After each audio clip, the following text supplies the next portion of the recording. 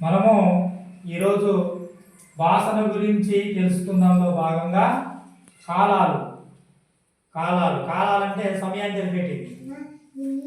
కాలాలు ఎన్ని రకాలు? అవి ఏవి? కాలాలు ఎన్ని రకాలు? అవి ఏవి?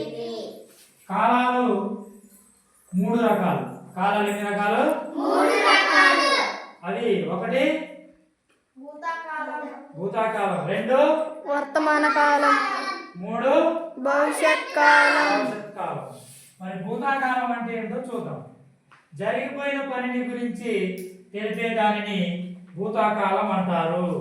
ఏదైనా ఒక పని జరిగిపోతే దాన్ని భూతకాలము అంటారు. సంయుక్త పాట పాడింది. సంయుక్త అనే అమ్మాయి పాట పాడింది అంటే పాడడం అయిపోయింది. పాడము అయిపోయింది కాబట్టి ఇది భూతకాల వాక్యం. రెండు వర్తమాన కాలం. వర్తమాన కాలం అంటే ఏమిటి? జరుగుతున్న పనిని గురించి తెలిపే దానిని వర్తమాన కాలము అంటారు. అంటే ఇప్పుడు మనం కాలాల గురించి తెలుసుకుంటున్నాం కదా, ఇది జరుగుతున్న పనే.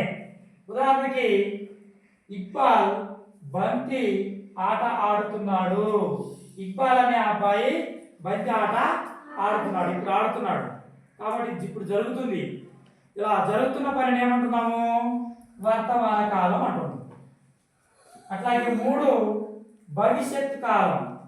భవిష్యత్తు కాలం. ఈ భవిష్యత్తు ఎవరికి తెలియదు.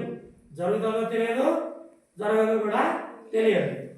జరగబోయే పనిని తెలిపే దానిని భవిష్యత్ కాలము అంటారు. అంటే రేపు, వచ్చే వారం, వచ్చే నెల, వచ్చే సంవత్సరం, ఈ విధంగా. ఉదాహరణకి అమ్మ రేపు కొత్త బట్టలు కొని తెస్తుంది. ఎప్పుడు? రేపు. ఇంకా జరగలేదు. అర్థమైందా? గుర్తుంటాయా కాలాలు?